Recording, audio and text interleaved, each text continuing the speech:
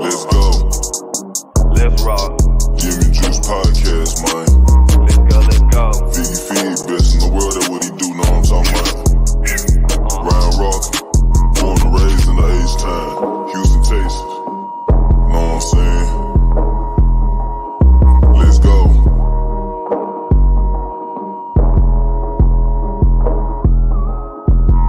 Let's go in the jacuzzi, smoking threats. I got my feet up on. Cut them haters off, I told them beat it. I don't need you. Spend 50 racks in cash, but it's all good. I got my visa. This rolling got them staring at me like the Mona Lisa. My ghetto Nike. I beat it like a creature. She always like my sneakers. These Jordan 5 pink aces. Let's go. I'm knocking them down back to back in the row. He beat it to one, but they already know. So all of my chains go put on the show. Giving out gins, sipping my juice. Counting the beans, addicted to ends. Need to back in on whatever I do. We get it in on the daily. I get it rocking like this with the 80. We really 10 toes down on the page. What's up? We about to see what they saying. Rockin' gym, vippin' juice. Rockin' gym, vippin' juice. Rockin' gym, vippin' juice. Rockin' gym, vippin' juice. Let's go. Gym, vippin' juice. Rockin' gym, vippin' juice. Rockin' gym, vippin' juice. Rockin' gym, vippin' juice. Go, let's go. What do you have to say to everyone if we still consider the Astros cheaters?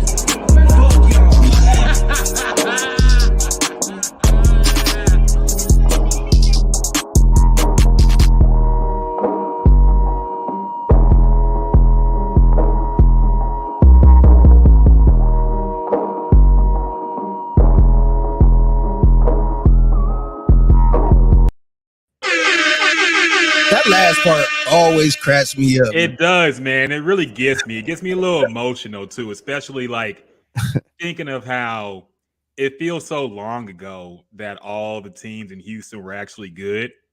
It Yeah, feels like it was like 15 years ago, man. It was only like 5 or so years ago, but it feels like it was a long time ago.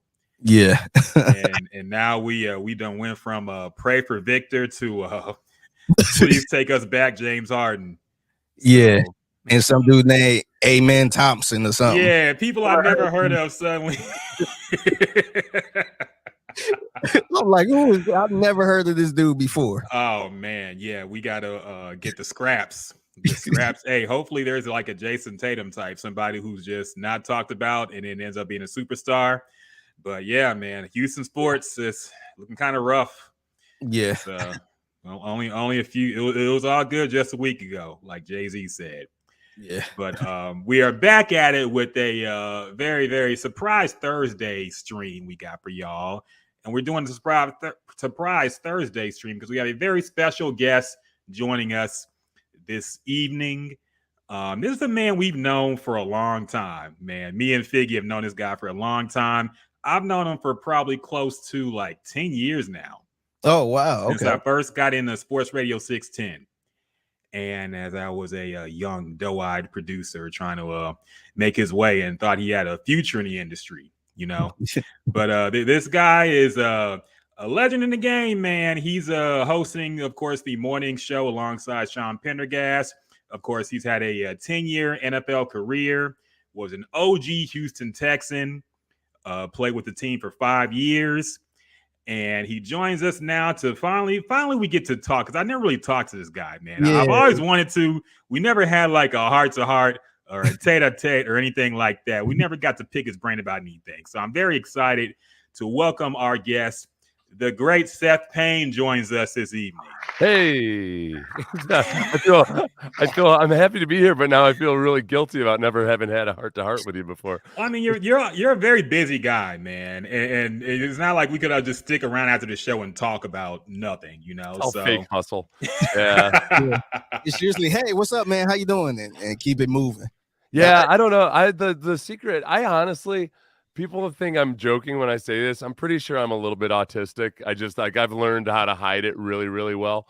But yeah. So that's don't worry, man. It's not your fault. It's mine. Whatever non-conversations we've had.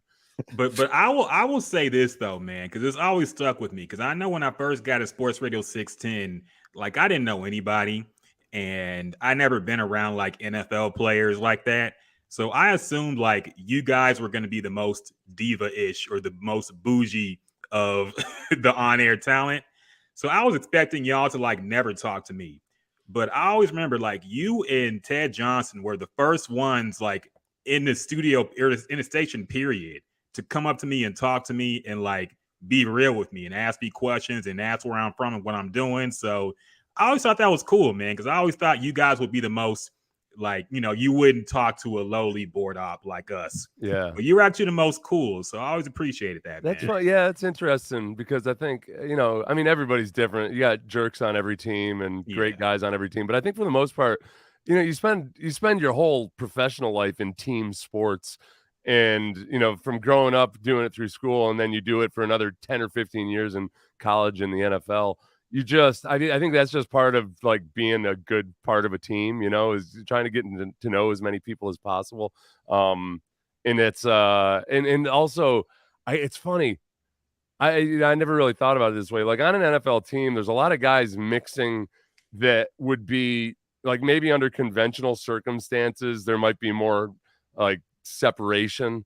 Like in a company, you kind of got the mailroom workers and you got front office, you know, you got the white collar types. But like in an NFL locker room, the interns, the equipment guys, the athletic trainers, the security guard, like everybody just kind of commingles. And they're not, unless you're a jerk, nobody really acts like there's a status or a hierarchy there. That makes sense because you always see, and I do see that in basketball games too. Like the players will talk with like everybody on the staff. So that's one thing I notice about athletes. I don't think that's much the case in show business. You know, a lot of the I don't think the key grip is talking to the main stars. So better not, right? Tom Cruise on you. Yeah. That's no, I think yeah, well, plus, I mean, like you guys, I've always the board ops and the producers and everybody like that. You guys just have so much technical expertise that I just never, I never thought of it. I never like thought for a moment that there would be any reason not to talk to you guys. We're kind of screwed without these guys, so they're kind of a big deal. Yeah, you won't believe it though, man. It's a lot of talent. I'm on-air personalities that just treat the board ops like they're really just the board op. Really? Like it's their personal assistant or producer. Like go do this and get me that and just no kidding. Yeah, so that kind of make us like not really want to do much. Like, all right, I'm gonna just do the bare minimum. Yeah, I see how it's going. I'm gonna keep my headphones off. I'm not about to pay attention. I'm gonna just go to break when I'm told to go to break.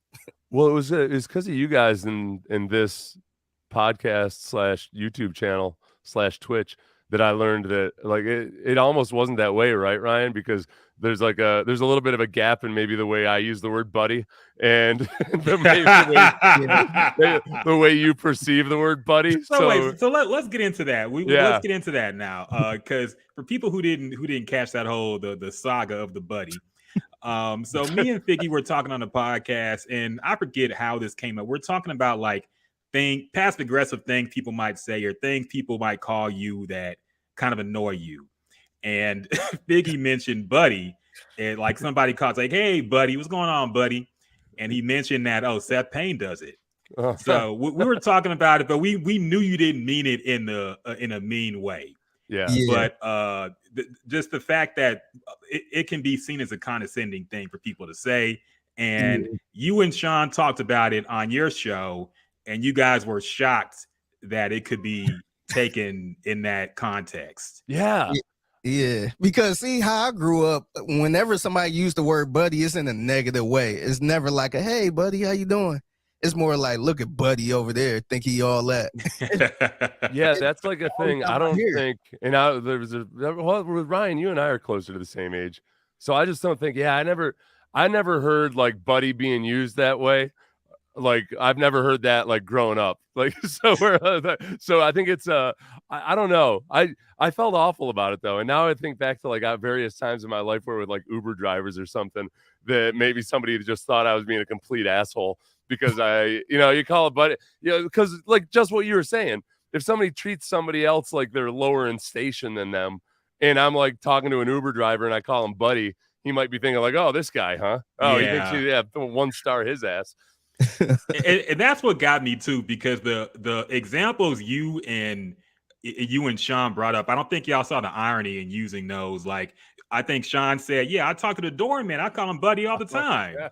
And then you posted the clip from Stranger Things where the cop calls a little kid Buddy. And I'm like, yeah. And I still didn't get it. Even when you pointed out, I was like, no, these are positive examples. So, you know, man. A child, you'd tussle his hair. Or Ryan Rockett. Call him Buddy. What's funny is I'll be so negative on the word Buddy, but I call my dog Buddy. My dog named Stanley. I'm like, hey, what Buddy is a cute name for a child or a dog. Dog or something. All right. Lower than me, Buddy. Boy, okay, I get it. Yeah, but I do say it to everybody. I was about to say that's how I had called my child, like up through the first few years there. Well, I still say Buddy. Into all my I say it to adults too. But yeah, you're right. The examples we were bringing up, there's something there. There's definitely something there. Yeah, and I did make it clear when we talked about it on the podcast before that you didn't mean it that way. But whenever you say Buddy, or when you used to say Buddy to me, I used to kind of perk up like, wait, what? But I knew you didn't mean it that way, just with your energy. Yeah, and we knew it wasn't a racial connotation either. I know you brought that up. It's not like the guy in OKC who said Russell Westbrook is playing out of his cotton picking mind and he didn't understand. It was nothing like that. The cotton picking thing though too, that was another one that like I just never thought about it before.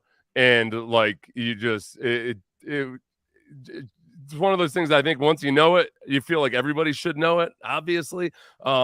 But like I just never like I grew up in the North too, so it just was less of a part of even the history or anything of that region.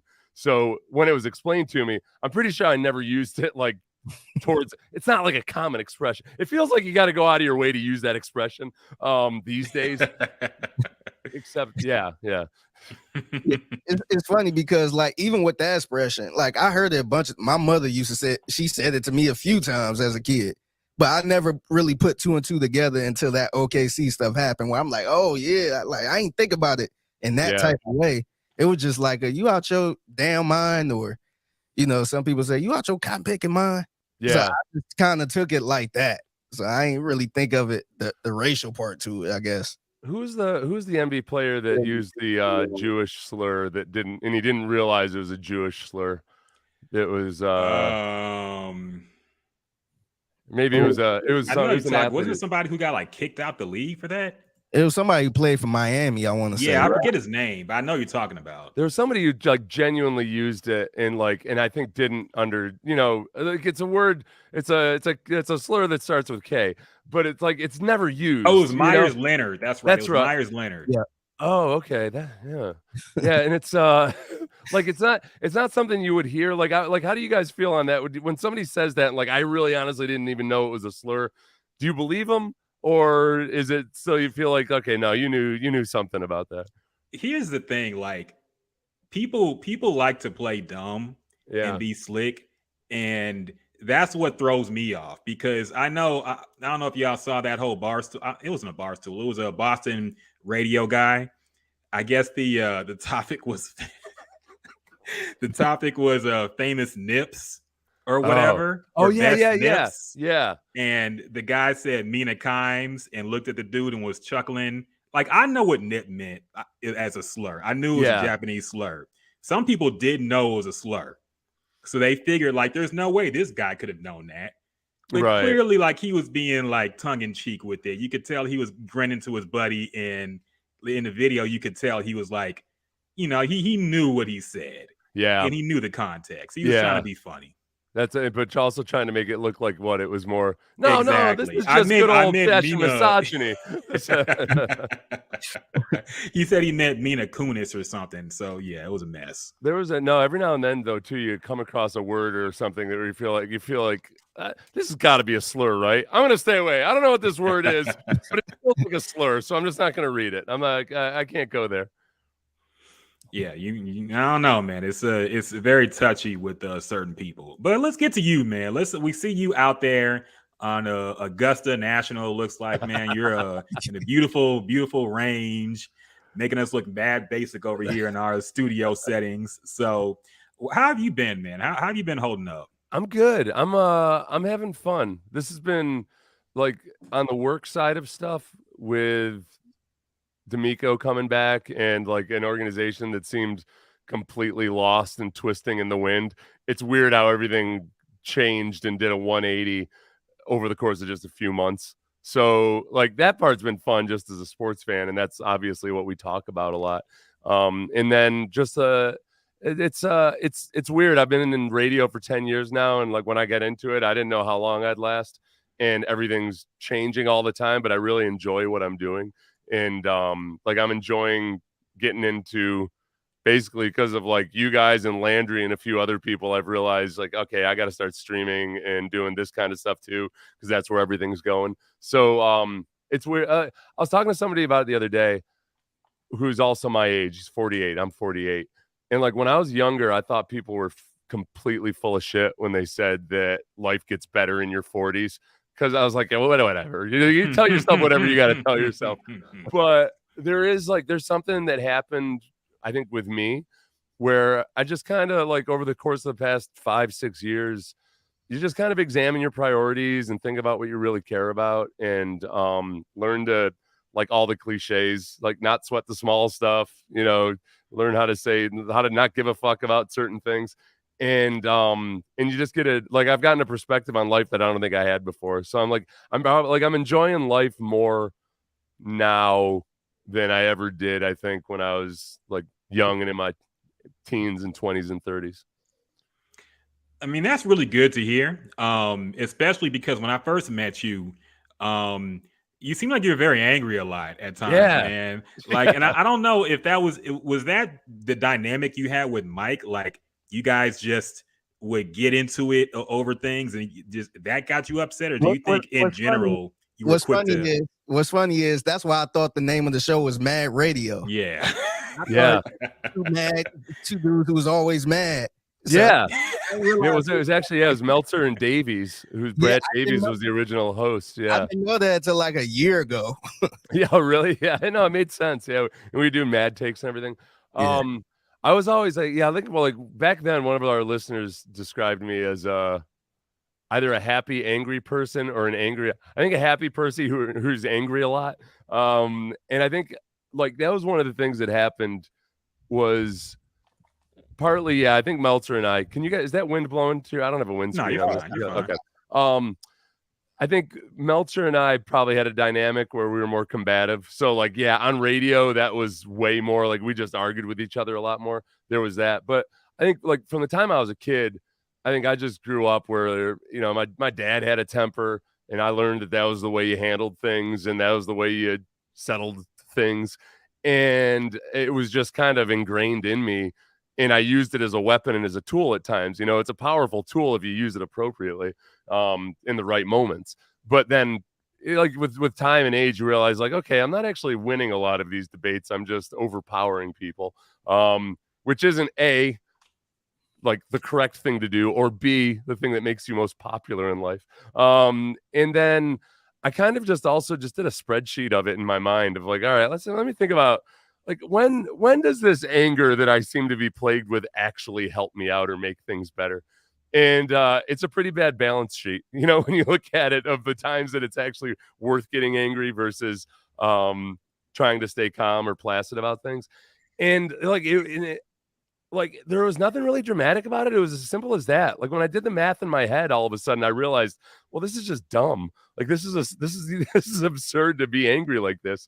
And life's too short for it. So I kind of flipped a switch there, and along with doing a lot of like mindfulness type stuff and getting a real strict exercise regimen and everything, I think I just kind of squeezed it out of me. But okay, I'd say that like the precipitating incidents would be at least a couple times when Mike and I like either quit the show or he walked out or whatever.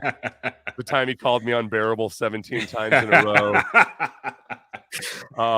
And then there's like when Josh and I got into it on Radio Row, that was, there were reasons behind that, but like I could have handled it a whole lot differently. I think, and Josh knew how to push my buttons. So like a few of those incidents, I realized like I don't want to be this guy my whole life. So I always wanted to ask you this. I was kind of nervous to ask you, but do you get upset when people bring those incidents up, like in a joking way? Because, I got a lot of drops on the show. I do not have a unbearable drop. Yeah.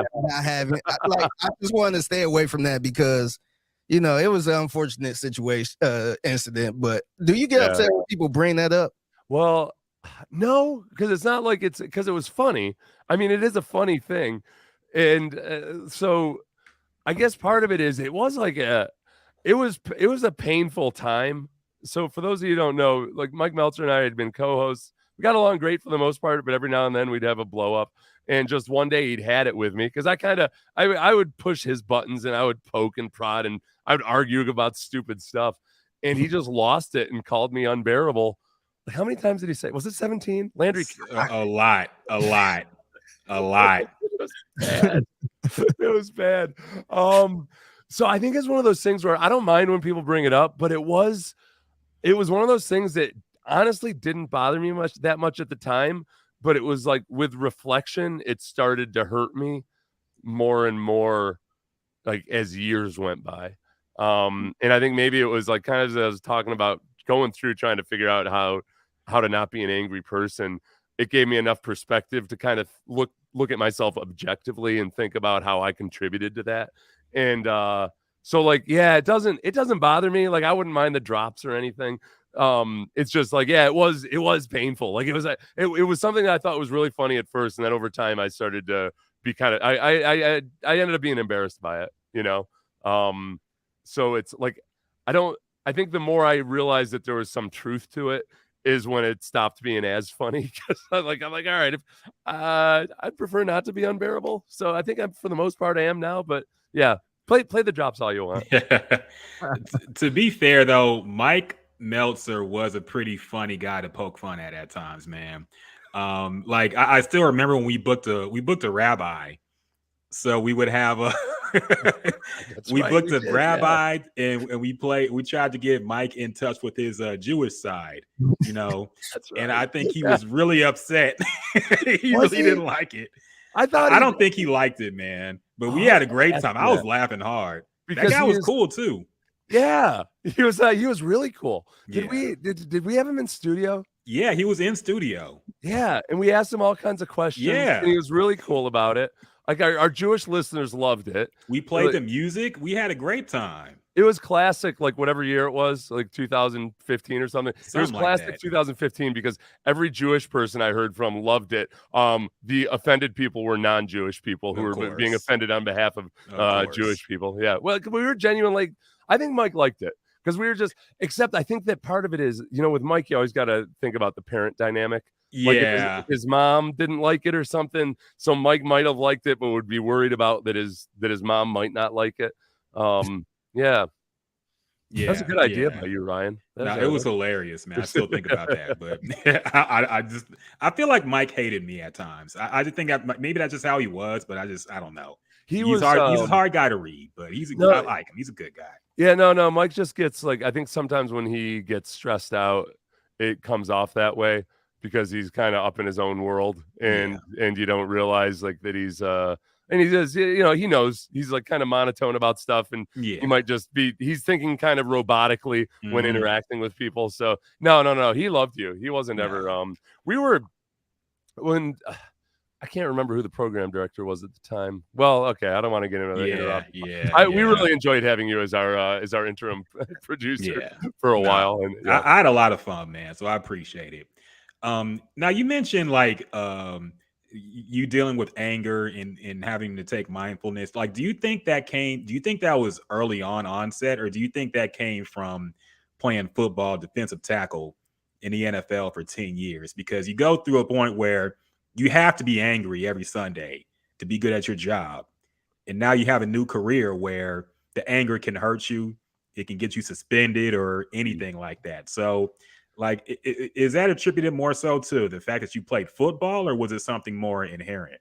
I think most of it was just my upbringing, just certain family members that were kind of wired that same way, but it helped. I learned early on, I can remember kind of flipping a switch when I was in high school and realizing like how to get myself worked up.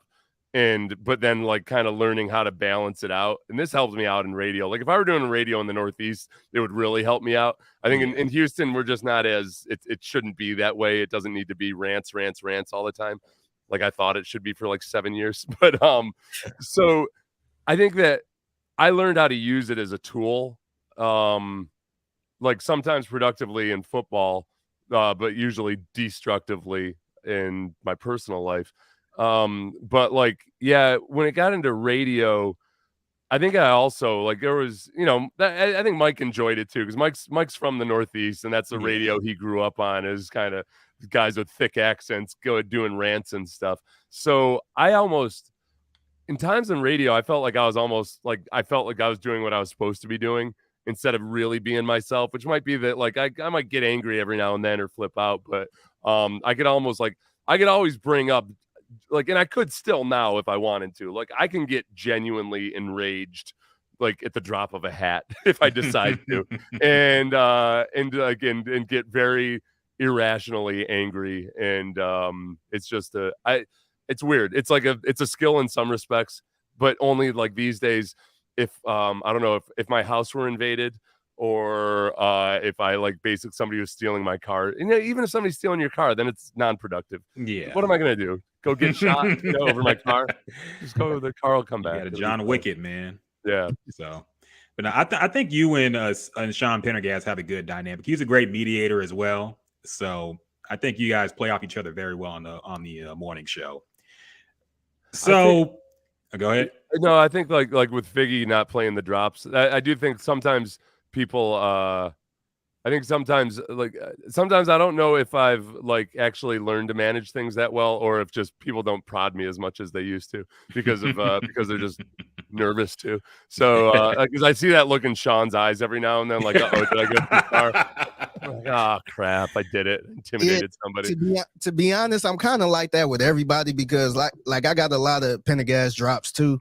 But sometimes when I feel like, Landry and Lopez is kind of poking at Sean a lot, I don't want to be the person to add on or feel like I'm, teasing them or something like that, because I know sometimes people can get offended. Yeah, and I ain't trying to offend nobody. I'm just trying to, have fun with the show. But sometimes the drops could come off as like I'm, taking a shot at somebody. Yeah, I would say. Well, okay. Go drop as much as you want on me. Just I don't know about Sean, but yeah. So in a crossover from NFL to media and radio hosts, like we all know most athletes don't like the media, and for good reason, because most of them are like pencil neck geeks. Like you're not gonna like those kind of people when you're playing a sport in general. But in that crossover, of course, you have to analyze what you see.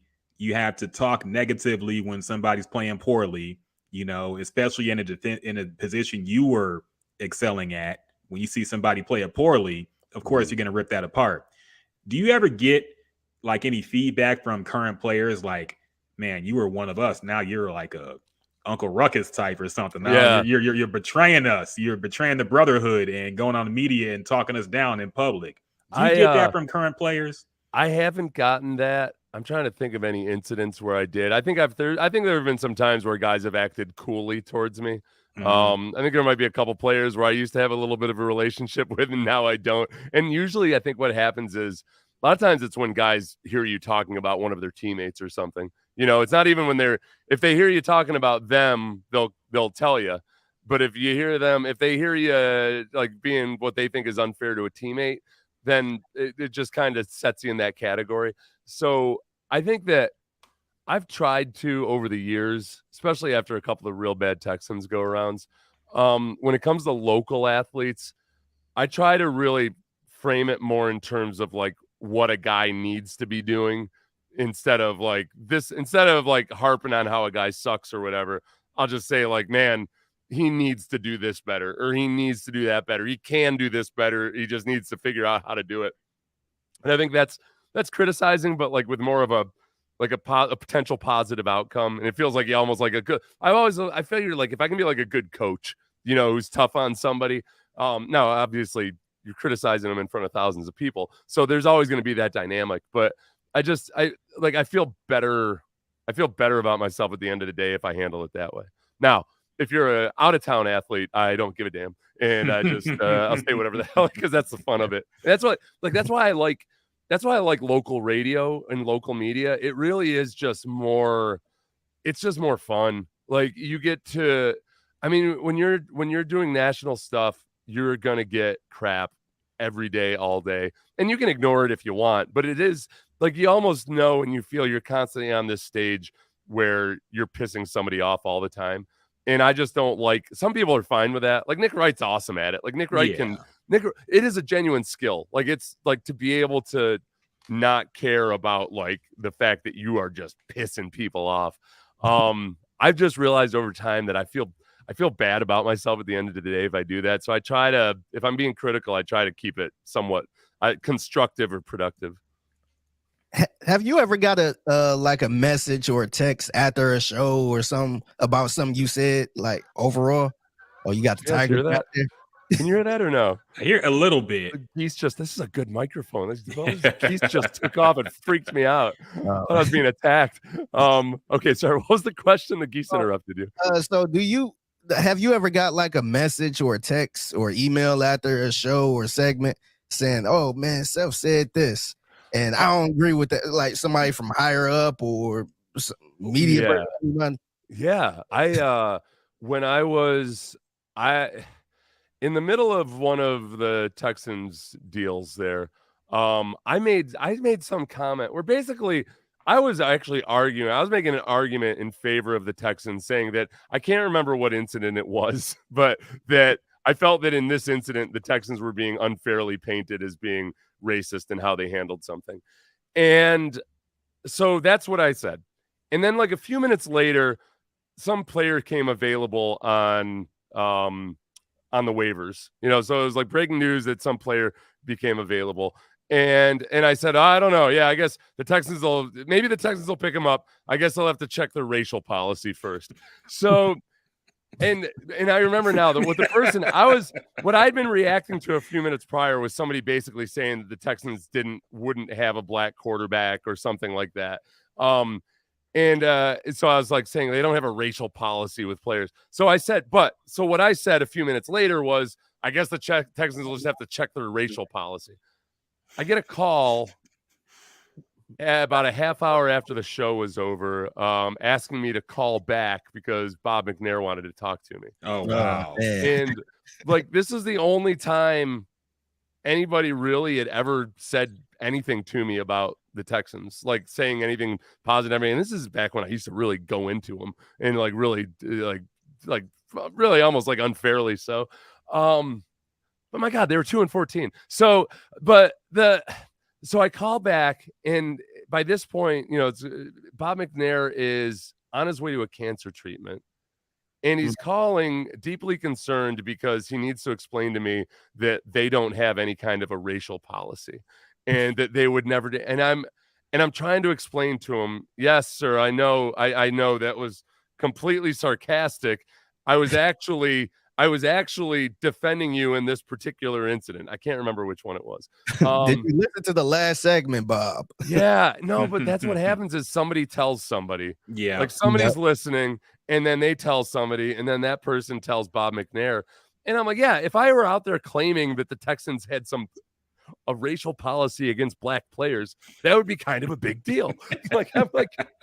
And there was just some kind of gap where I couldn't explain to him that's not what I was doing. So I just that was it for pretty much me and Bob McNair after that. I think he had it in his head that I was like besmirching the name of the organization or something. So there's some honestly, there's some asshole out there. There's like some stupid asshole who told Bob McNair that, misinformed Bob McNair about that, as he was on his way to a cancer treatment. And but that's the stuff you deal with. So. Yeah, that's kind of what I was going to bring up next too, because you're in a position where, okay, you host the morning show, you're an ex-Texans player, so you're kind of like an ambassador for them as well. And you also do the the pregame show for the Houston Texans radio. So in a way, you're in a promotion type of role for the team, and also analysis and breakdown in a kind of neutral sense. So is that ever kind of awkward where because the team has been, we all know what the team has been these past few seasons and historically even. So do you ever think it's kind of awkward where you have to objectively talk about what you see, but also I'm kind of, I kind of represent the team and I work for the team and all that. Is that ever kind of awkward for you, or have you gone past that? It isn't, and honestly, because the Texans have always been super cool about it. Like there was time, I mean, I was off the pregame show for a couple of years. So it was, I mean, I didn't, and it's not like I changed anything. I think it was when they started getting a lot of heat for various things that they didn't want me being another person. And that's the one where you work directly for the team when you're doing the pregame show, basically. And, but they tried, and Jamie Ruth's the team president was, I think, kind of key to that. Mm-hmm. He always said from the very beginning, like, look, if people are talking, then that's good. We want them talking about us all the time. Talk about us. If it's negative, if it's positive, it's always good. And like, I very rarely, the only time I ever got actual pushback, like in the form of somebody saying something to me, was that time with Bob McNair, which, as he understood it, I was saying that the Texans had a racial policy. So I would understand if somebody were saying that should be addressed. Beyond that, though, I think they've let 6'10", at least when I've been involved, do what we're going to do. Now, I don't know how much. I think a lot of times program directors might be behind the scenes smoothing things over with various personalities. And it's so I don't know like how much of that, like the program director works with the team when you're the flagship and they want to try to serve you the right. They want to, have a good working relationship. But I've always been pretty lucky. I think that, I mean, I know that certain members of the McNair family did not like Mad Radio at all. And I don't know how they feel about it. I think they all love Sean Pendergast, but I don't, like, to this day, I don't really know how the McNairs feel about me. And I'm cool with it. Like I said, like, Brian, you're a person worth having a conversation with, and yet you and I never had a conversation. I don't spend my days like chatting on the phone with people. Like I like to read, I like to exercise, I like to prepare for my show. And I lead I don't need to be a social butterfly with like either the billionaires or anybody else. So that part never really bothers me. Like if people just don't like the way I'm doing my job, then so be it. But I'm not going to stress about it too much. No, I feel you, man. And it's funny because even at that time when, like you said, the McNairs were not happy with Mad Radio, there were still a lot of listeners who said, oh, you guys are going too soft on the Texans. You guys are just funded by the Texans. Y'all just are their PR people, basically. And like, y'all even listen to the show. Y'all are pretty harsh. Yeah, on everything. Yeah, I know. Like really, like unfairly so sometimes. We used to be like really just kind of Brock Osweiler got it. A lot of him in particular. Yeah. I think he got the brunt of it. Yeah, I think that, I mean, some of that sometimes is just like that's what the competition is filling their head with. So that's what they repeat. But then, you know what? And then other teams go through a rough stretch and people realize like, oh, huh. That's flagship stations are okay. I got you. So yeah, I don't like that. That's when I was listening in on you guys before the show started. You guys were talking about people not taking social media heat or criticism well. I mean, that's something that you definitely learn how to handle somewhat, obviously, when you're in the public eye. But like I've learned there's some things that like on any given day, somebody can push your buttons and get you just right, especially if you're sleep deprived. But like there's some things that's weird. The things that bother me anymore almost never have anything to do with a direct insult. Like if somebody says they hate me or they think that I'm the worst radio person ever or that I'm ugly or anything like that, it like genuinely, it's rare that actually affects me. It's when somebody says something illogical, like if they make an argument that just doesn't make sense, and then God forbid they act like it's a mic drop moment for them. That's when I still get angry. But like as far as the insults, you just realize, all right, when I get agitated these days, it's just typically when somebody's not listening to my argument. Yeah, that's the part that bothers me. When I get pissed off, I get pissed off when people try to say I said something that I didn't say. Yeah, like, that's a tough one. Yeah, one day somebody hit me up on Twitter like that was a bad take about blah blah blah blah. I'm like, I never said that. Like, go back and listen. I never said I barely say anything on the damn show. Like, I never said that. Sometimes it's like silence. They assume silence is like agreement though too, and or that like somebody will say something, it's time to go to break, you don't say anything back, and then it becomes, well, you get this too, Figgy, right? People assume that like everybody on the show or the station feels the exact same way. Yeah. So like that, like everybody, well, this is what you guys were saying. Like I'm not even aware of this topic. Yeah. It was really rough during the 2020 year. And you had all the stuff, the protests and, the NBA, all that stuff. Yeah. And me, mind you, I'm just a producer. I'm not a host. Yeah. A lot of people, I let Landry Lopez do their thing, and I didn't really want to weigh in on it anyway. But a lot of people was hitting me up like, oh, why they ain't let you speak? And really? Saying something, and I'm just like, man, like, look, I could speak if I want to. Yeah, I'm not trying to speak on that, to be honest. But being guilted into trying to be a voice. Then some people say, man, they got a black producer on the show and he ain't say nothing. And I'm just like, man, like, I ain't getting the Sports Talk Radio for this. Yeah, I know. That's like, that's, man, we haven't been through that in a while because there was, for a couple of years there, it was, and I think it's funny. I feel like the real world filtered into sports media in a big, big way, through that entire 18-month period or so. And it's, I don't know, I think people need separation from their entertainment to the real world stuff to everything else, but it's an individual thing. And that's where it got tough, is that I think there are some people, because I hear it from all skin colors and ethnicities and everything on both sides of people saying, you guys need to be talking about this, versus same thing, all races, ethnicities saying, like, look, I don't care, man. I just want to hear about my sports. So you're genuinely screwed no matter what you do. Then you're going to be pissing people off that want you to be more socially minded or civically minded. And then you're going to be pissing the other ones off too. So yeah, don't worry, Figgy. I've never, I've never heard you. I don't know. I have a really hot, spicy take. Yeah, I got it. Yeah, I'm super neutral, man. I ain't trying to I want everybody to like me. So I ain't trying to go out there and throw this hot take, or I ain't trying to shake the table or nothing like that. I ain't Stephen A. Smith. So I just like to chill, sit back. I would throw, the only time I like to weigh in is when they discuss something and they ain't bring up the obvious. And I like to add on something to it. But yeah, no, I'm not trying to get into all that, man. 2016 was when it started being because obviously, okay, the Trump, regardless, I don't care, whatever you feel about Trump, it got real divisive, things have always been divisive, but it got super divisive.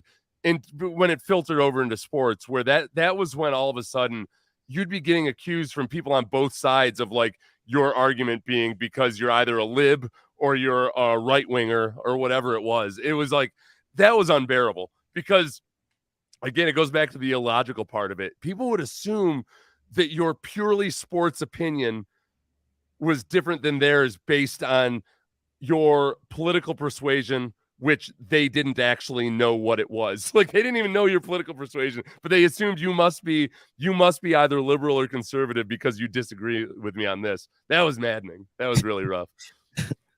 Yeah, that was a tough era. The Kaepernick was really tough too. That whole era, we had to talk about, that was tough in sports radio. But I will say that I think people think that producers on shows aren't allowed to talk. And let's clear the air. That's not the case at Sports Radio 610. Like, I know you were accused. I heard one morning somebody accused you guys of not allowing Ben Gary not to talk. Yeah. I know Ben. I work with Ben every Sunday. Yeah. Ben doesn't want to talk like that. No. Like, When and as soon as like Sean read that text, I think Ben was probably like, "Oh, great, they're gonna talk to me." Yeah, Ben doesn't want to talk. Figgy will chime in. I ran my mouth a lot on the Paul Gallant show because I like to run my mouth, man. Yeah. But like, there's no law that states or rule that producers can't talk on the show. It's usually by choice. And there's a lot going on in the back as well. We don't have time to chat, to pay attention and chat when we're answering phone calls, getting stuff ready, pulling audio. We only have time to be engaged in the discussion. So yeah, a lot you going guys on are in the like, background. And Yeah, people you're- don't realize I'm doing like 20 different things at once. I'm over here uploading the podcast. I might be tweeting out something. I might be, checking emails. People emailing me saying, "Can you send this air check? Can you do that?" I'm doing all type of stuff, and still Landry and them. Hey, Figgy, what you think about that? Well, that's you know what? Yeah, and that's the craziest thing is that you guys have to write titles for the podcasts, which is hard. Like writing a title. Well, Ryan, you've got the newspaper background. Like I used to, when I first learned that there was such a thing as a headline writer. Like, you hear that and you think it's the dumbest thing in the world. And then you try to title a few things and you realize like what an art there is to it. Yes. Especially if you want to be ethical about it, which seems to be like a bygone concern. But like, it's freaking hard to extract the most titillating thing, but to accurately represent it and just, So that's I feel like that's the kind of thing that the suits tell you guys to do without really thinking at all about like how difficult it is. Just because it's 4 words doesn't mean it can't take like 10 minutes to figure it out.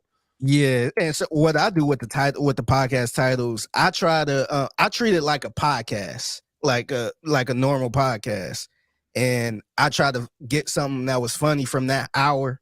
Yeah, and like so, if this was going on the podcast, I'd be like, our buddy Seth Payne joins. Yeah. I would try to make it a little funny, more like a regular podcast type of title instead of the typical.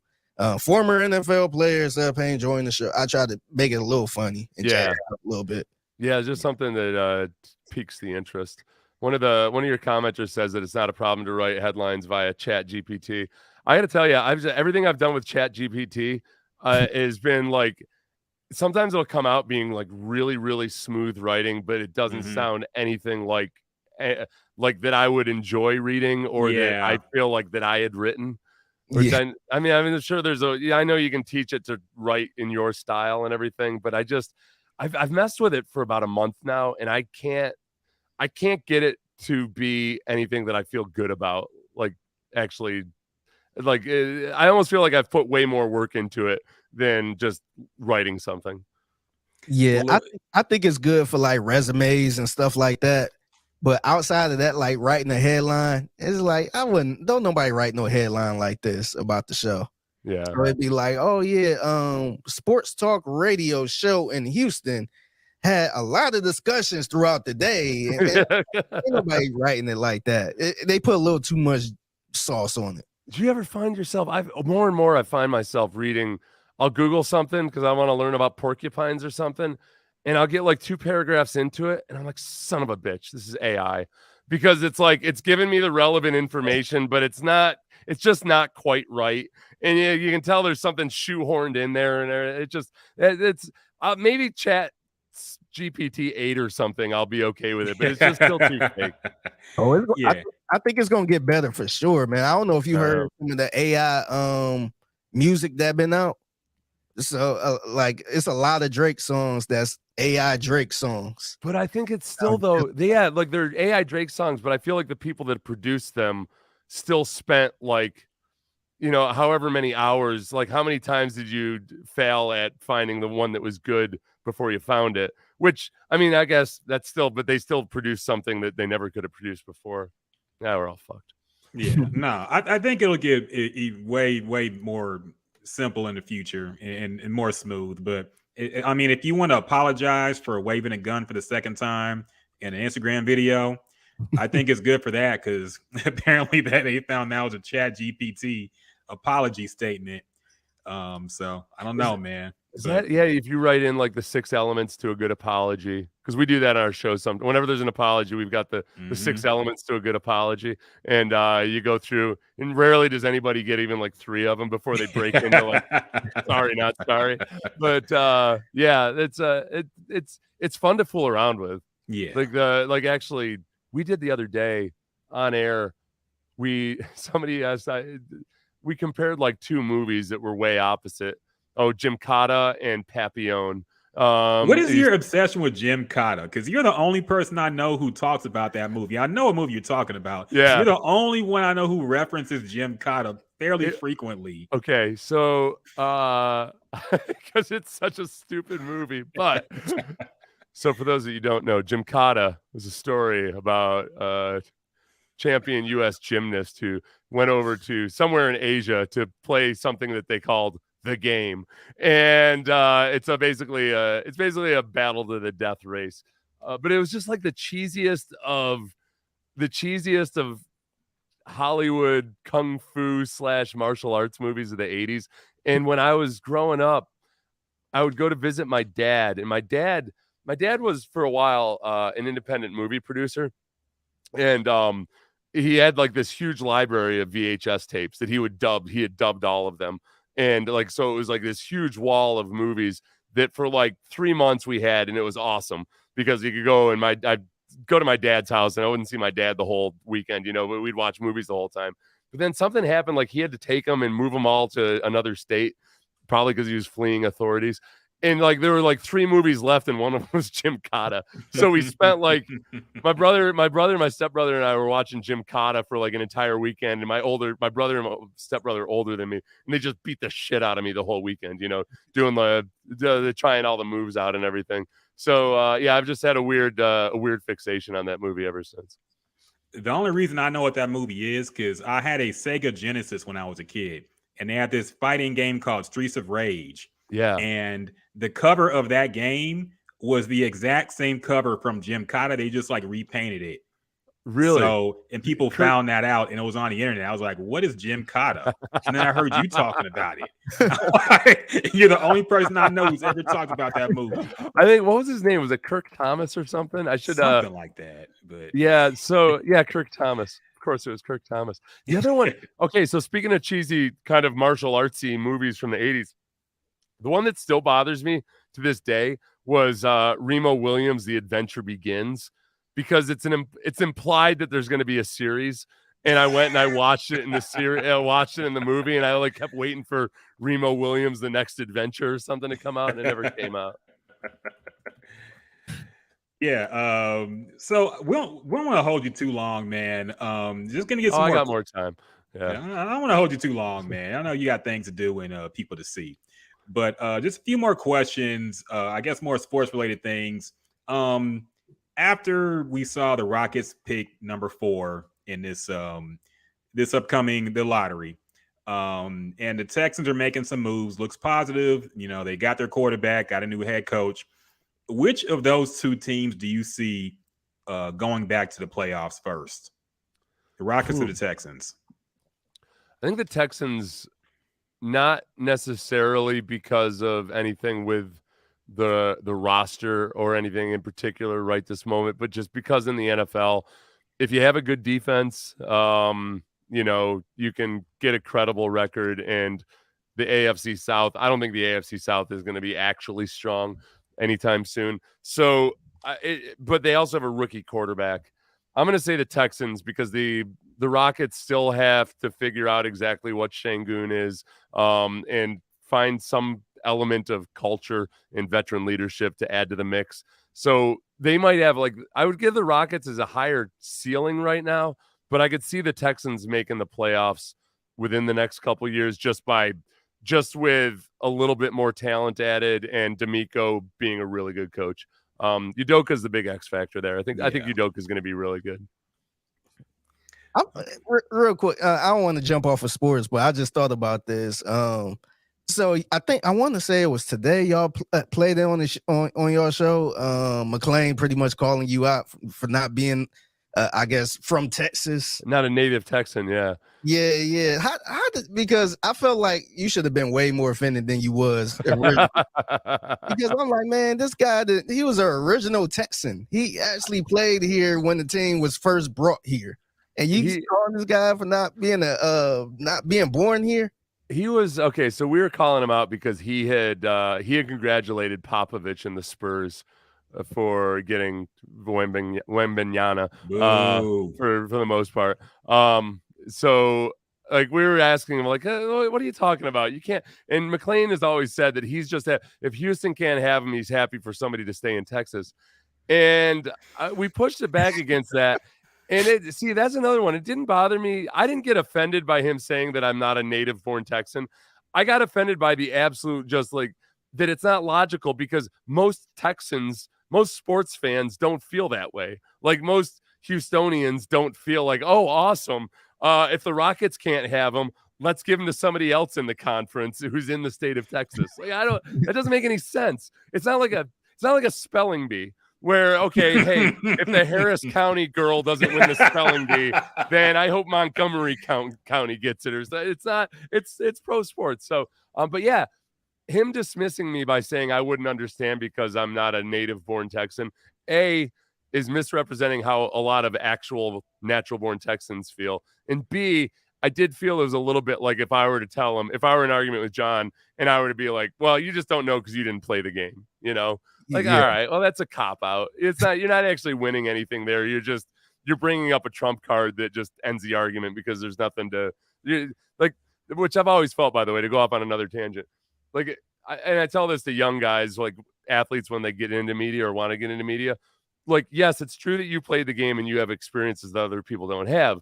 You're being paid to use words to explain how those experiences are relevant. It's not like some trump card that says, well, I played, so I win. Like you gotta use those experiences to fuel your arguments, but that's not the argument. Yeah, and especially when it comes to sports, but kind of everything. I don't think there is the Texan camaraderie here at all. At least in regards to the major cities. Yeah, you know, like Houston doesn't like Dallas. Dallas doesn't like Austin. Like we don't like each other really. Like Texas is too big for us to all get along like that here and be happy for anybody who gets success in Texas. Man. Yeah, so that's how it is in every state. Because like me growing up in Cleveland, I don't give a damn about the Cincinnati Bengals. Cincinnati's barely in Ohio. Yes, it's like people don't realize that. It's like Cincinnati is like Kentucky. It's like hillbilly stuff. It's really Kentucky. They got Southern accents and everything. It's weird. So, it's like, man, we not like I ain't rocking with no Cincinnati. Even when they was in the Super Bowl, like I like Joe Burrow, but I don't care about no Cincinnati.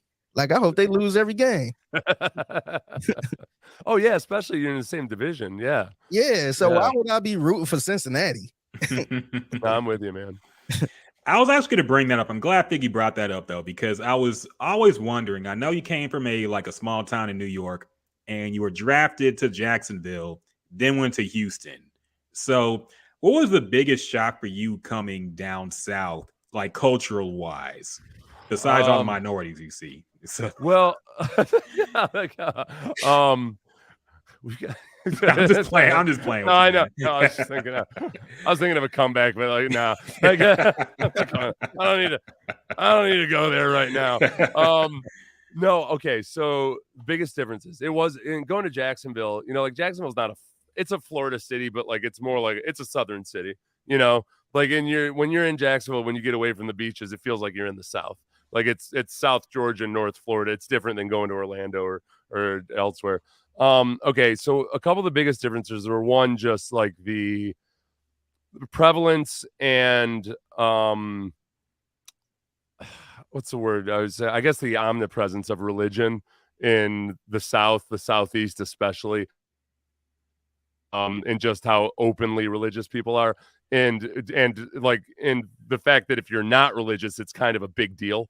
Like that was kind of a shock to me because I came from a college where it was the exact opposite, you know, like the people that were very devout and religious were in the minority generally in that environment, and or at least they were vocally religious. So that was a shock. I think just the pace of life was way different, and it's not like where I'm from. It's not like it's not like in the city or anything at all. But it's definitely a less relaxed pace of life. So that part of it was really cool, but I feel like it took me about like 15 years to get down to speed. And Houston was nice because it's a little bit of a compromise. Houston, it feels more like, okay, there's a little bit more zip and pep in Houston than there is in the Southeast. Actually, a lot more. And then, I mean, like, honestly, I'll say one of the weirdest things, and this is because there's racism everywhere, obviously. And like, I got like, we had exchanges, especially some of the football players at Cornell have it tough because or they used to back then. It's just a different environment. Like up in the middle of nowhere in this Ivy League school, where like for black football players, it's just like, it's just a different dynamic than anywhere else I've ever been. So like, but it's not like outward racism or anything, but it's just, I think a lot of those guys just felt uncomfortable at that time back then on that campus. They just felt different. And so you would see it manifest itself in more subtle ways.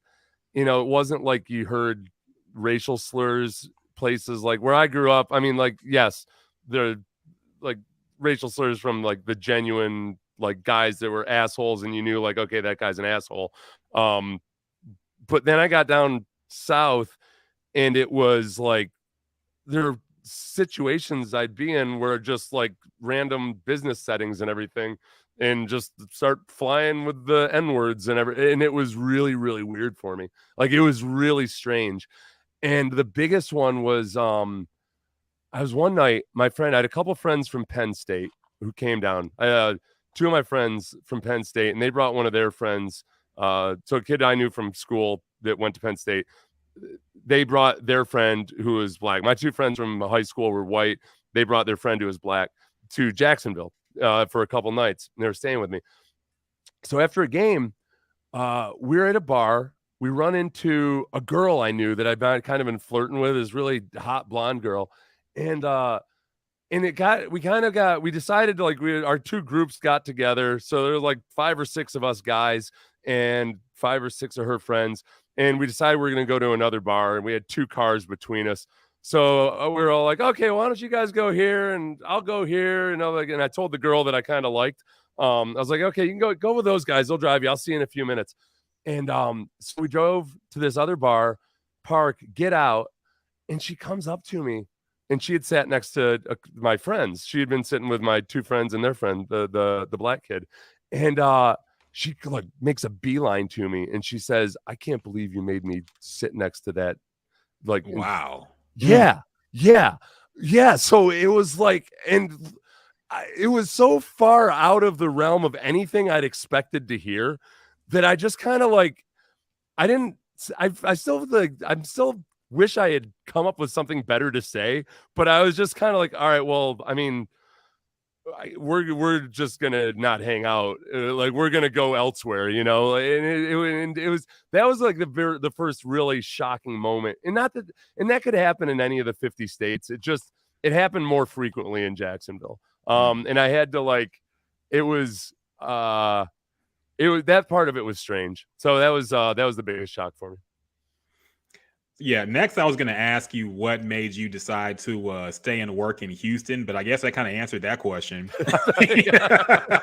Now, it was different though too. Like it depended on where you went, you know, because there was like there's some parts that it was like Jacksonville's a really big city, and you know, you get in some neighborhoods and towards the beaches and everything, it feels like a modern U.S. city, and there's other places and pockets where it feels like, man, like, you know, they probably have realtors that are, you know, show houses to the right kind of people and all that.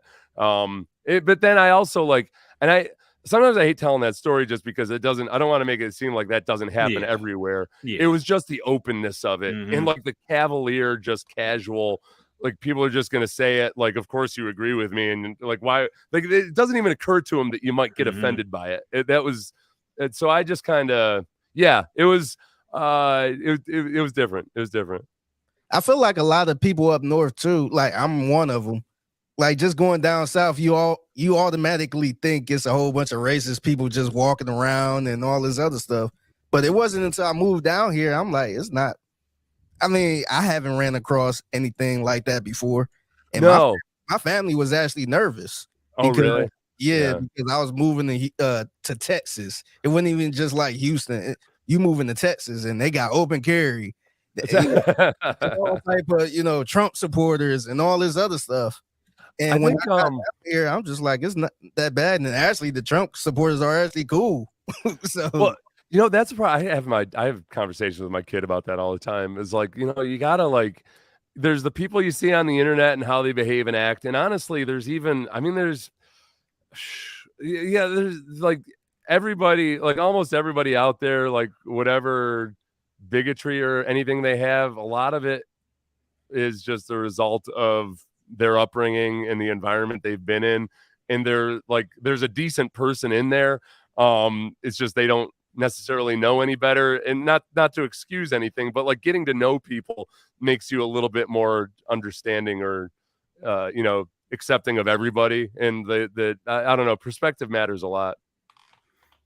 Yeah, no, it does. Don't want to hold you too long, man.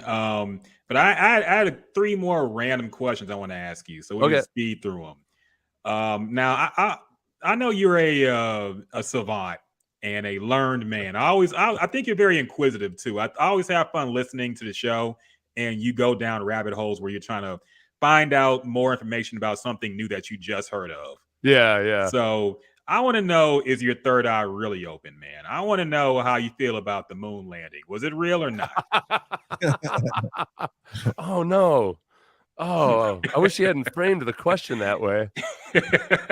Okay, was a brilliant way to frame it. What are your thoughts on the moon? I generally think I could totally see the motivation for doing it, given the Cold War and what it was. I generally feel with things like that conspiracies can only be so large before there is actually like convincing, like actual either testimony or what have you from other people. I honestly haven't investigated enough to address whichever like most of the most convincing conspiracy theories. So yes, I believe the moon landing was real. Okay. Is that okay? What about Bigfoot? No Bigfoot either? No, I don't believe in Bigfoot. Okay. I feel like Bigfoot, same thing. Bigfoot's too large a mammal. Okay, so here's the thing about large mammals. There's only it's hard for large mammals to exist, except there's not that many large mammals actually on Earth. If you think about like beasts of burden or animals that are on the savannah, some that used to exist in North America, or woolly mammoths that used to exist. I think it's especially hard for them to hide when they do exist in areas that aren't like dense jungle. So I feel like the Bigfoot we would have found by now. Well, unless it was a trans-dimensional being, which is another conspiracy as well. You see, you can travel through dimensions, so it might not be on its physical plane right now, but it still exists in space. Oh, you get it? Okay, yeah. No idea. I go deep on these conspiracies when I get bored, man. But I don't believe most of them because I almost don't think it's a conspiracy. If you get into trans-dimensional stuff, I mean, there are like when you get into the theories of multiverses and everything like that, or that like with every single millisecond, every A/B decision actually happens and splits off into its own. Those are those things that you can understand theoretically, and yet, like, is there any possibility or avenue that I would ever actually be able to perceive it consciously? Because I've only this is another thing I haven't learned until my 40s, is like really understanding the concept of subjective reality and like how little of the actual world we really see. A, because of our senses that limit us, or B, because of preconceptions that we've got drilled into us. So I'm open to understanding that there's things there that I just simply can't see, either because of biology or training. But I just I don't know where that leaves me. And actually, I know that there's a possibility that it exists, but how do I break that wall and start believing in a specific thing over there in the other dimension or what have you. Yeah. I don't know. That's how I feel when I hear Neil deGrasse Tyson talk about black holes and stuff. I'm like, I can't even perceive this stuff, man. Unless I can somehow see it visually, I can't even understand how this is possible. But Right. Well, even, like when people start talking about space-time, like I kind of get it and I can do some physics and stuff, but I don't, does anybody actually grasp it? I don't think so. I think they're faking the funk. That's what I'd like to believe. I don't know, because the really smart physicists will tell you like that you can't really perceive it. Like you can start to understand the concept and everything, but I don't think you can actually visualize it or perceive it without like a boatload of acid. Yeah, no. And then when they talk about things things that react differently if you see it rather than when you don't see it, that's where I start to lose my mind, man. I'm like, I can't even understand things like that. Something acts differently if you see it or not. Yeah, I don't get it. I know. Yeah, that actually affects the actual. Yeah, and you're okay.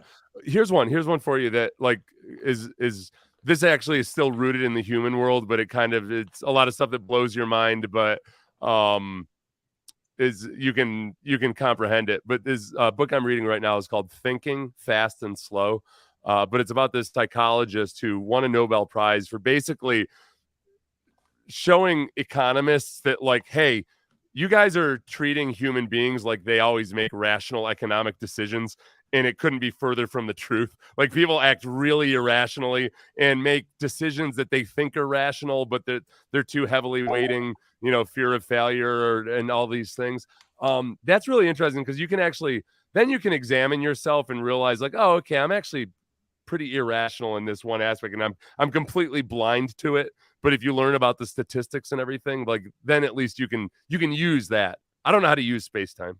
Yeah, it's tough to even when you see diagrams of it. I don't get it. It's hard. I can't. Yeah, when they try to do it, they do that thing where they draw the cube, but then show. But what if you drew another thing that actually isn't like it looks here? I don't get it, man. Next quick question, man. If the writer's strike keeps going, how are the NFL games going to be played this year? Oh, now to be serious, though, in your experience, like, was there ever a moment where you considered like maybe something was going on with these refs? Maybe something about this game is weird. Something seems predetermined here. Do you ever get that? I felt like sometimes with certain quarterbacks, it felt like, I mean, sometimes that's just like the human bias of the officials, I think, giving Peyton Manning a friendly whistle or something. But it felt like it. Like, it felt like, all right, these guys, like the league knows these guys are their ticket. And it felt like sometimes it felt like, okay, wait a second, why is that call happening in the fourth quarter? That's when I felt like, man, what the hell's going on here? But like, my golden rule is like, all right, without evidence, I'm not going to live my life that way. I can't live my life thinking about the forces that are controlling me without me knowing it unless I'm confronted with it face to face. No, I get you, man. What do you think? What do you like as far as the actual, like, that would be one though too, kind of like fixing an NBA game or something. Mm-hmm. It can only be one or two people at most in on it. So it would have to be like the commissioner and one of the officials themselves, and not even the quarterbacks involved with it, because otherwise it comes out it comes out in a book. But I mean, you'd be surprised if people's livelihoods were at stake how long they can keep a secret. That's true. Look at Tim. I got deep in that Tim Donaghy thing, man. And I just refuse to believe like he was the only referee doing this. Especially when you consider like he wasn't he was one of the best referees. The league said he was one of the best referees in the game before he got caught. And now suddenly we're supposed to believe like, he was alone. He was the only guy who did this. Nobody else, even his buddy Scott Foster, was never involved in this. It's like, okay, man, I don't know. And nobody else was involved, really. And not to mention all the money you can make by, all of these calls and the way games can switch over and turn over, gambling stuff. So the NBA especially, because there's just so many. I mean, just a couple possessions here and there. It changes everything over time. Yeah. All right. Now you got. Damn it, Rockett. Now I'm going to be thinking about. Just ask some this questions, stuff. man. Just I ask some know. questions. No, I know. The problem is these damn YouTube videos are so slick. Yes. Like they just. Like, and they present stuff, because I do the same thing, man. I'll listen to various political arguments on various outlets just to kind of get a feel for what people are saying. And there's times where I'm like, that can't be true, right? But man, he sounds like it's really true. And then you look it up and you're like, oh, it's totally not true. My God, he's passing it off like it's completely 100% proven and true. And it's not true at all. So, and that's just a dude talking. So I don't know about, I feel like you watch one of those videos and then you got to do 4 hours of research to fact check everything.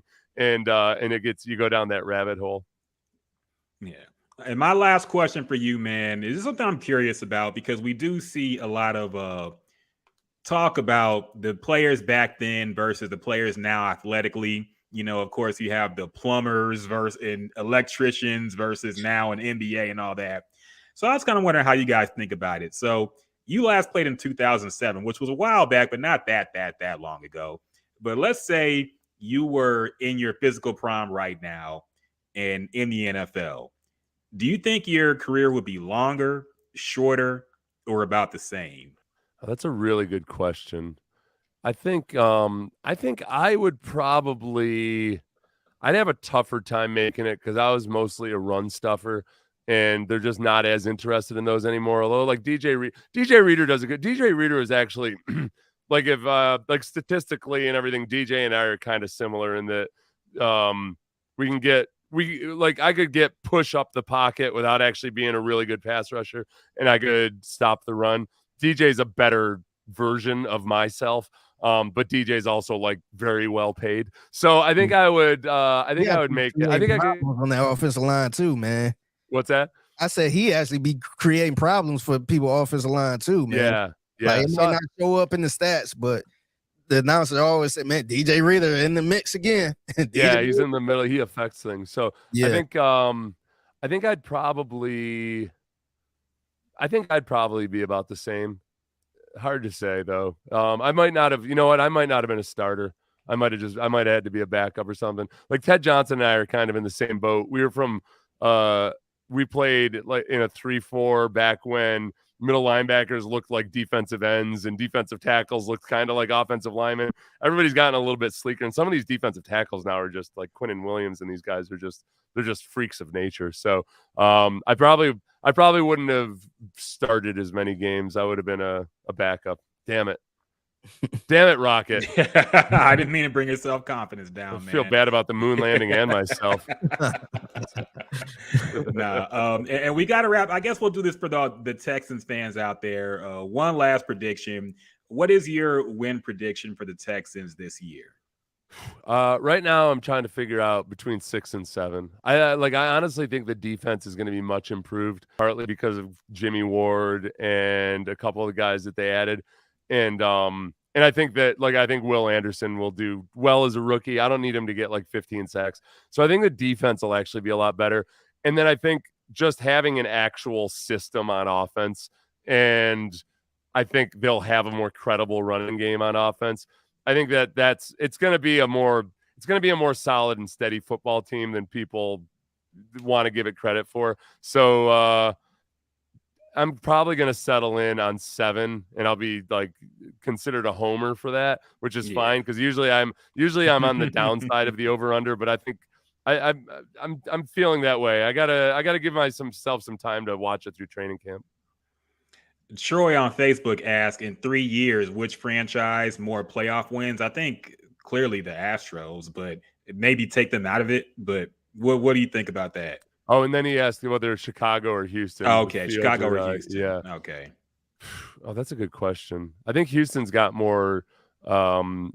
Houston's got more up and coming young talent, and I'll say, and I think Fields still has to prove that he's like an actual NFL quarterback. Like they turned that into a very Justin Fields running friendly type of offense. I think CJ's way more ready coming into his rookie year to be an NFL quarterback. Like CJ's, I mean, God, If you guys watched him throw, like in the rookie mini camp, I mean, because it's always it's one thing seeing it at the combine or seeing it at Ohio State. When I saw him in the Texans uniform and just that really just beautiful, consistent delivery and release and everything, it's just so nice. Like he's really, I think he's going to latch on to this offense really well. So I'm feeling better and better about him. Yeah, that's the same thing I said. I know it's rookie mini camp and it's early, but even watching now, I'm like, dang, because I remember the past couple of years we were like, oh, that ball ain't look good coming out of his hand. Yeah. Or, oh, that ball oversell. Or this everything was perfect, man. It was like perfect accuracy. And it's just smooth and easy, you know? Yeah. And I think the one thing that sticks out about him which includes that throwing motion is he's got a kind of a meticulous nature. I think when it comes to really hammering the details, I think he's very much into that. And that's where sometimes I think that's why some coaches could look at his personality and see it as a negative. I think a lot of other coaches looked at it and thought that like this dude is like super serious about his craft. And I think he really I think he takes it very seriously. And which sometimes can be a detriment, you know, if you take it too seriously and you can't handle that stress or pressure, but he's played at Ohio State. There's enough pressure and stress there. That's a lot of pressure.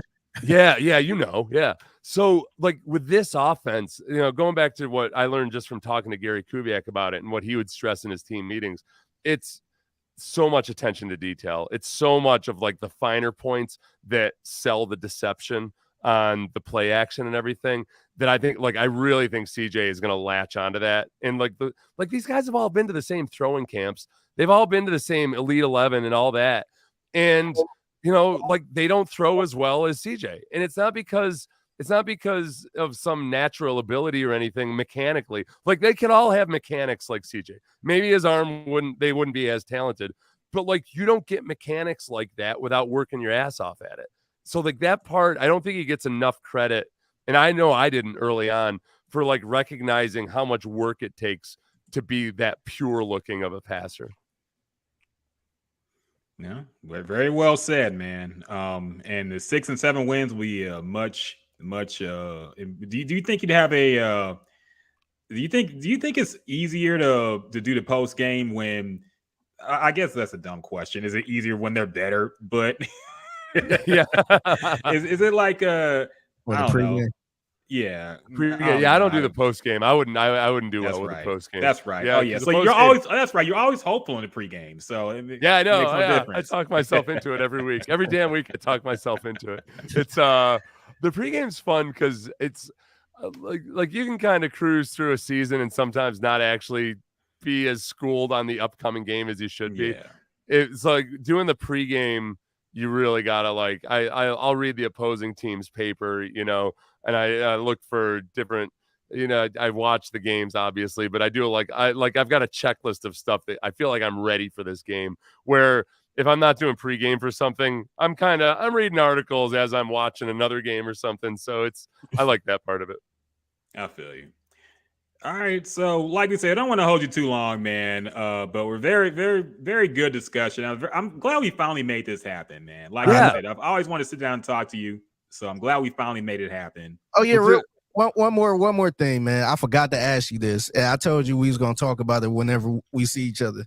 What's up with y'all wearing the dirty Air Force Ones, man? What's up with white folks wearing the dirty Air Force Ones? Yeah, that's what. Okay, so I thought about it because I told you I've got a theory, and then I realized, okay, I don't know if my theory extends beyond just, I don't know, white people just being sloppier about stuff, when it comes to that. There's got to be something about, I don't know, because it crosses economic classes with white people too. It's almost always acceptable at any level of lower class, middle class, upper class white people to wear dirty sneakers. So I don't know what that comes from. My first thought was okay, I think that maybe black people take better care of their clothes because they've really historically appreciated it more, that it's harder to come by nice things in because back we're in more the day. Poor, so we appreciate. But going back to just segregation and onward, when you're it was more difficult to achieve things, so you're going to appreciate it when you have it. But I don't think that's the answer. I think the simple answer is we get talked about if we got some dirty shoes. Yeah, That's true. Yeah, because like if you got dirty shoes, if you dirty anywhere, people gonna laugh and point at you. So now you got to make sure you stay fresh, make sure you stay clean. You got to take care of your shoes. And then that's still a cultural thing that comes from somewhere, right? Like so there's a cultural difference there that seems like so weird and arbitrary. I don't know what that would come from. Like you can look at other things and be like, oh, okay, well, yeah, they took that from this group and then they like it, but then they wear their hair this way or whatever. Like you can see the history behind it. I don't know, like at what point did it become like, yeah, white teenagers are cool having their sneakers be dirty unless they're really into hip hop and everything, and then they're gonna and then not. I don't know when that happened. I know for sure hip hop had an influence on us when it comes to like fashion and fresh sneakers and stuff like that. I just don't know when the switch flipped to wear dirty Air Force Ones. Are you saying like that's a recent thing or it's been around? Because I would argue I think some of the biggest sneakerheads are like white people at this point. Yeah, I would argue like that. That's more of a hipster thing to be like a sneakerhead now, to where it used to be like more of a hip hop thing. Yeah, but those are guys that like actually care about it though. Like where I feel like it's still not looked down on. Now Air Force Ones are different.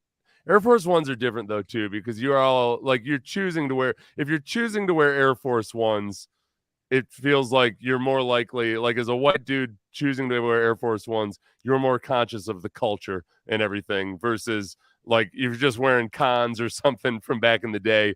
They're dirty tennis sneakers. Yeah, and see, that's why I wanted to make it clear too, because I just had the issue with the Air Force Ones being dirty. Because I feel like Chucks, people, that's the thing, wearing dirty Chucks. Like, I ain't gonna look at you funny if you wearing dirty Chucks, but it seemed like when the Air Force Ones get dirty, you got to toss them, man, because they was only $70 at the time.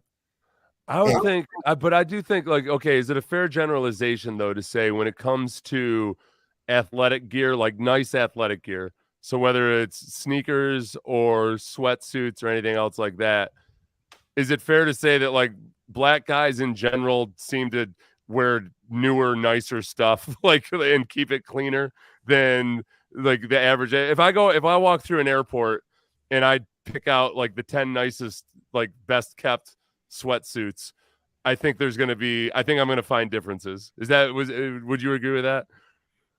Yeah, I would think we value like designer sportswear, even though that sounds kind of goofy because you're talking like $300 sweatpants.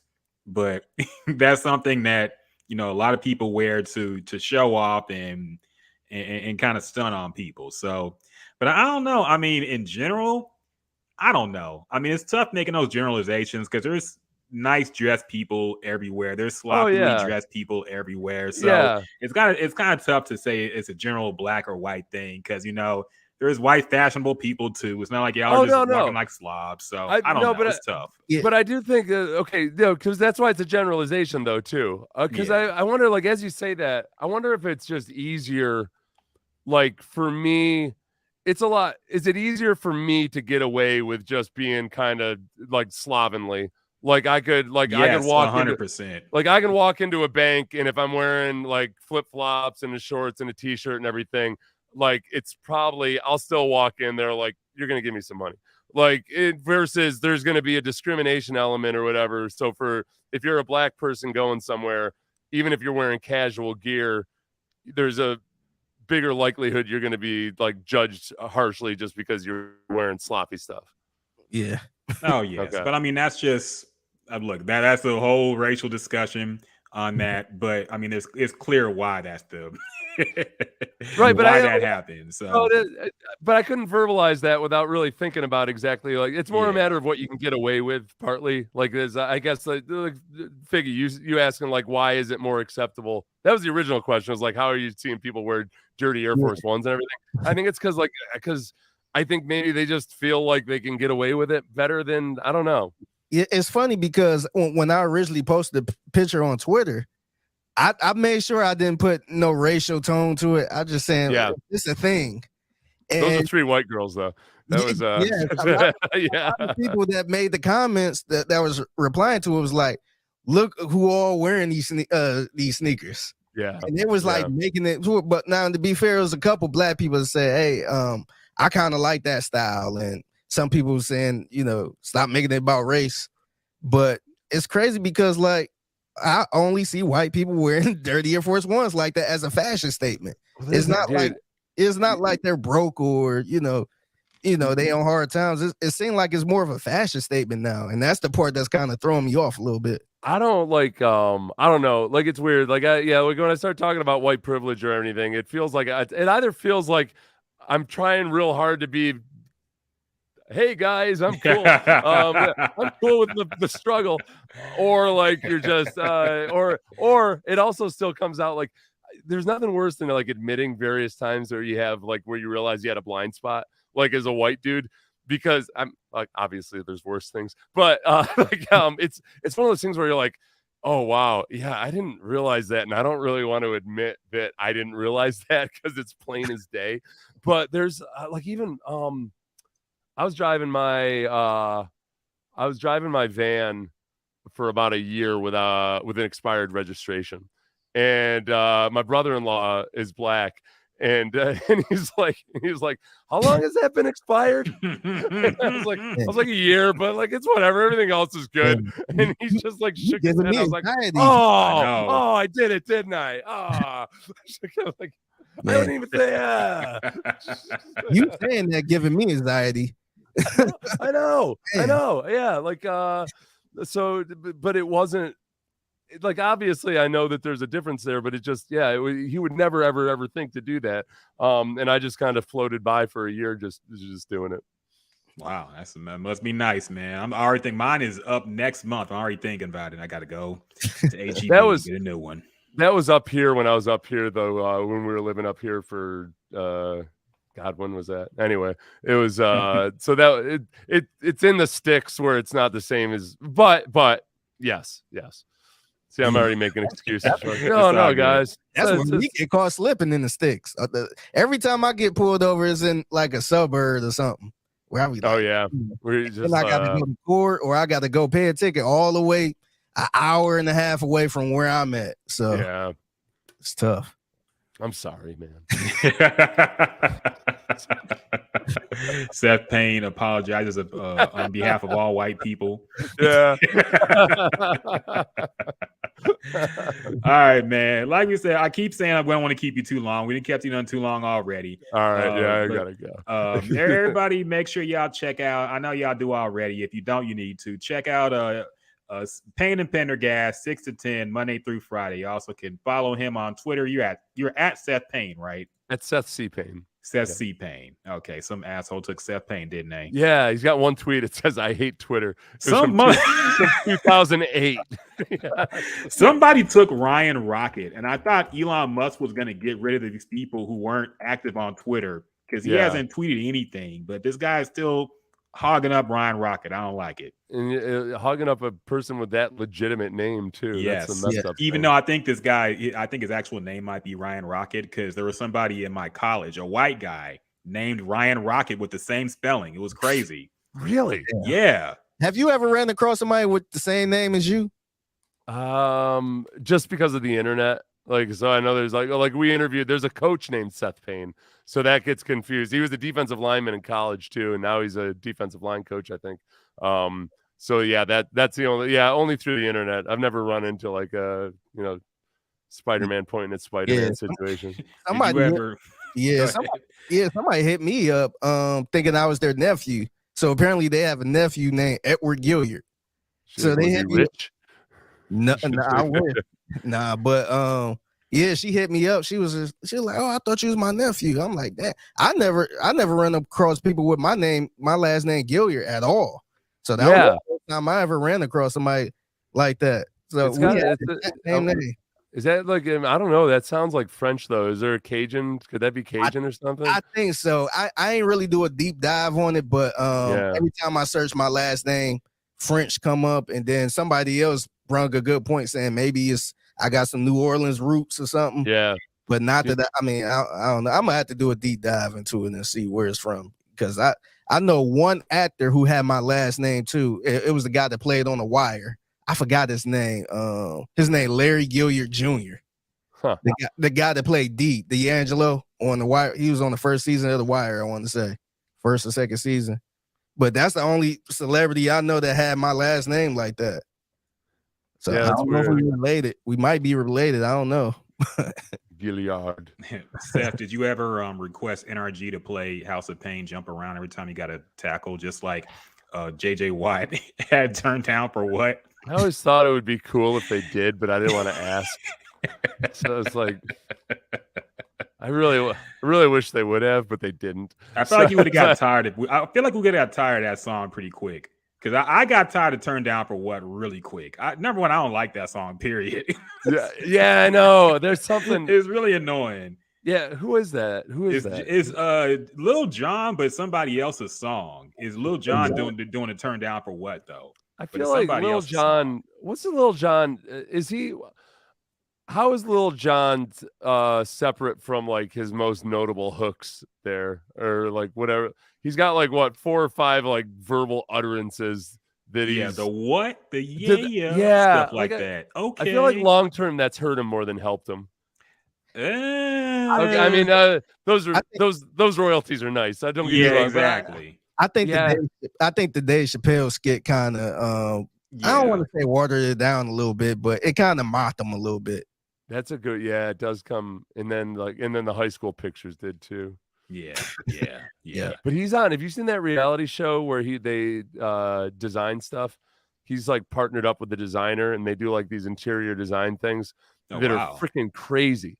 And Lil Jon is like kind of like the super creative one, and she's the one that tries to figure out like how to actually make it work. And he's got really good ideas. It's the last thing I expected to see. It's like flipping through the channels one day, and then I had to binge watching it. All right, I didn't even know he was on a reality show. That's crazy. I gotta check it out. I know this is the longest outro ever. I'm sorry, but again, also thank you for the reading recommendation. I'm gonna check out that Thinking Fast and Slow as well. Yeah, it's good. So, thank you for joining us, Seth. It's been a long time coming. Really glad we got to talk to you and pick your brain a little bit, man. So, anything you want to plug? I know you have a podcast out. It's Payne and Pendergast 6 to 10 a.m. on 6:10 a.m. and my YouTube channel is the Seth Payne Show. So that's been a lot of fun. I'm doing that every day now. Okay. Thanks. I'm not going to be patronizing and ask people to check out when it's. I'm sure you have way more viewers than us, so I'm not going to be like, yeah, you guys go check out Seth's show. Like, okay, I'm sure you already are checking it out. I've only been doing it for a few months though, so I'm growing. So okay. Just check it out. Check out the Seth Payne show. Yeah. All right, really appreciate it, man. Appreciate all y'all in the comments and the chat as well for joining us. And great time with you, man. And hope to see you soon, man. All right, guys. Thanks, man.